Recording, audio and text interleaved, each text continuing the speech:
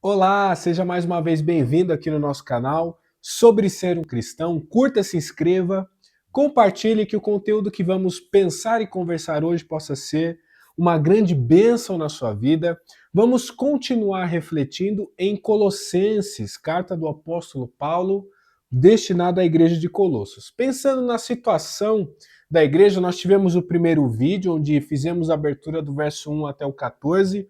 Vamos continuar do 15 hoje. E eu convido a você mais uma vez, leia o capítulo todo, toda essa introdução à carta, veja. Caso você não viu o nosso primeiro vídeo, te recomendo ver o primeiro vídeo para entender o contexto da cidade de Colossos. E agora nós vamos para essa parte que é uma parte que eu diria que é um ápice dessa carta aqui à igreja de Colossos.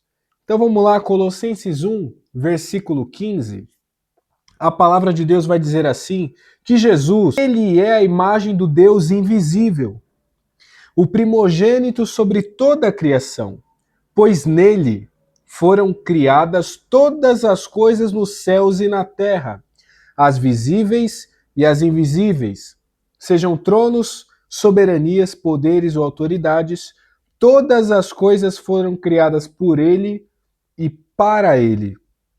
Ele é antes de todas as coisas. Nele tudo subsiste. Ele é o cabeça do corpo, que é a igreja. É o princípio primogênito dentre os mortos, para quem tudo ele tenha a supremacia.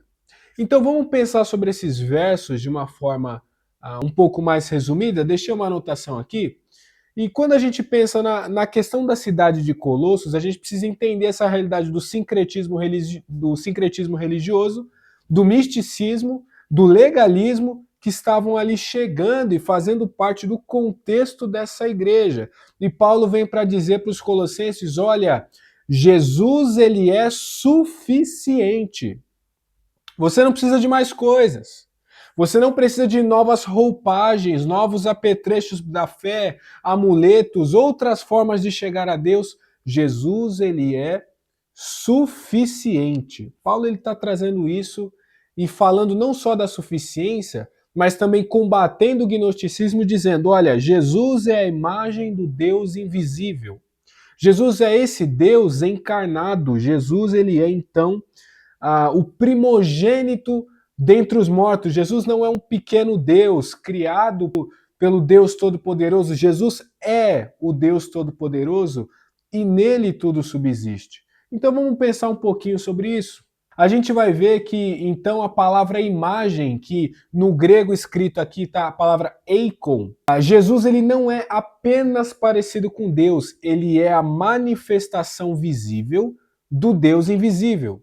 Então a ideia de Paulo, quando ele vai falar que ele é a imagem do Deus invisível, é deixar claro, Jesus ele não se parece com Deus, ele é o Deus encarnado, tá? Então quando a gente defende em cristologia, né, e eu falei que Colossenses tem muito esse viés de uma carta de defesa da cristologia, da apologética da cristologia, tá muito claro para nós que Jesus ele é em pé de igualdade com Deus Pai. Deus Pai, Deus Filho e Deus Espírito Santo, eles estão juntos, uma triunidade, tá? Os três, eles são um. Deus Pai não é o Deus Filho, são três pessoas, mas é um único Deus.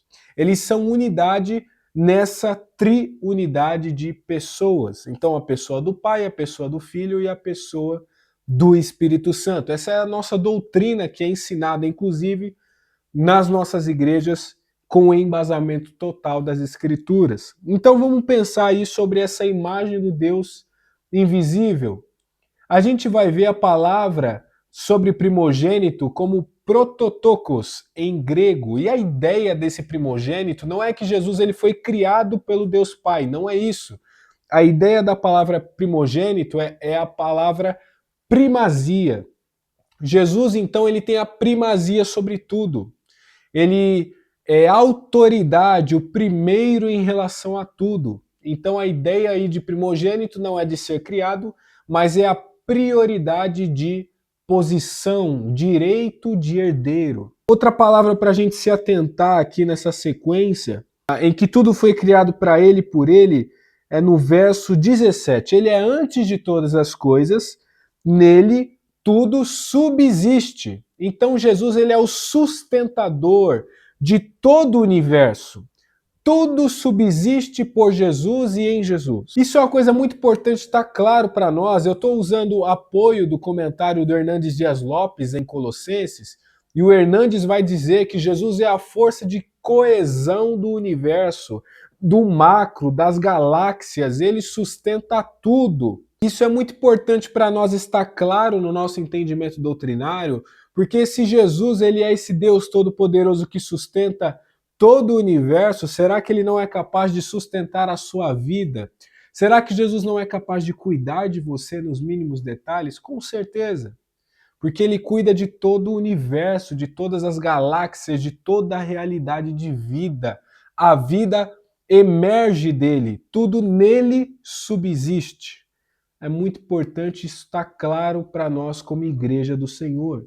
Ele é a cabeça do corpo, ele é a cabeça da igreja. Em outros textos nós vamos ter no Novo Testamento Paulo falando isso, quando ele vai trazer a realidade dos dons, de nós como parte do corpo, e Jesus o cabeça da igreja.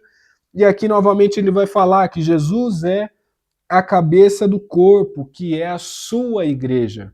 Então Jesus ele detém autoridade não só sobre tudo, mas também sobre a sua igreja, é o princípio, o primeiro dentre os mortos, para que em tudo ele tenha a supremacia. Vamos continuar aqui. Foi do agrado de Deus que nele habitasse toda a plenitude. Por meio dele reconciliasse consigo todas as coisas, tantas que são na terra quanto nos céus, estabelecendo a paz pelo sangue derramado na cruz. Isso aqui é o evangelho puro. Paulo está aqui com uma exposição sobre Cristo e nos traz a realidade do Evangelho. Pelo sangue derramado na cruz por Jesus, tudo é novamente reconciliado com o Pai. Não há nada impossível para Deus, não há nada difícil para Deus através do sangue de Jesus, que nos purifica de todo o pecado, nos justifica de toda a injustiça, de toda a imundícia. Jesus ele é capaz de reconciliar consigo mesmo tudo pelo que ele fez, por quem ele é. Isso precisa estar muito claro para nós. Era necessário que sangue fosse derramado para que houvesse justiça, e Jesus ele paga o preço que só ele poderia pagar. O homem perfeito, o Deus encarnado. E aí a realidade do verso até o verso 24, antes vocês eram separados, na mente de vocês eram inimigos por causa do mau procedimento, ele nos reconciliou, está claro para nós, mediante a sua morte diante dele, santos inculpáveis e livres de qualquer acusação. Então João ele vai conceituar isso, Jesus é o nosso advogado. Nós não temos acusador mais, porque Jesus nos justifica totalmente, Jesus nos purifica totalmente diante do Pai, que é o juiz. Jesus ele é o nosso advogado, então não há mais acusação, não há mais culpa. Ele nos torna santos na presença de Deus por meio do seu sacrifício. Então, a gente vai continuar pensando agora a partir do verso 24. Olha que interessante aí quando a gente entra nesse bloco, né? A reconciliação e perseverança. Aliás, o ministério revelado, o trabalho de Paulo, o sofrimento de Paulo. Paulo ele sofre pela igreja, não para completar a salvação que já é perfeita em Jesus, mas para completar a extensão do anúncio de Cristo. Eu me alegro nos sofrimentos por vocês, completo no meu corpo o que resta das aflições, em favor do seu corpo, a igreja. Dela eu me tornei ministro, de acordo com a responsabilidade por Deus a mim atribuída, de apresentar-lhes plenamente a palavra de Deus, porque o mistério que esteve oculto foi manifestado. Esse mistério é Cristo, a esperança da glória. Então a gente está terminando esse capítulo 1 com essa consciência de que Cristo ele detém a supremacia sobre tudo, e Paulo está aqui trazendo a sua realidade ministerial. Eu sofro pela igreja de Cristo. Eu sofro por levar essa mensagem de evangelho, levar a mensagem do evangelho de Cristo. E aí eu quero deixar com você essa reflexão durante esse estudo. Quanto custa para você viver por Cristo, servir a esse Cristo que é Senhor de tudo? Ele deu a vida por você.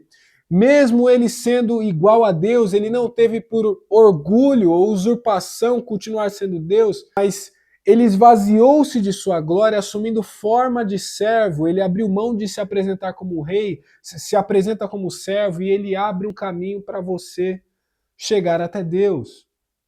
Mas o que você tem feito por Jesus? Caso você esteja vendo esse vídeo e você ainda não conhece a Jesus, Jesus ele quer salvar a sua vida. Ele é o caminho, a verdade e a vida. Ninguém chega ao Pai a não ser por Jesus. João 14,6 vai dizer isso.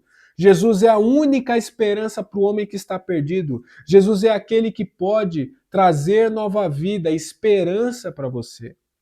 Então saiba, Jesus está como na cruz, de braços abertos, para que você possa viver uma vida na presença de Deus. Bom, terminamos então esse vídeo do capítulo 1. Vamos continuar no capítulo 2 no próximo vídeo. E eu te vejo aqui no nosso canal sobre ser um cristão. Que Deus te abençoe. Fique com Deus.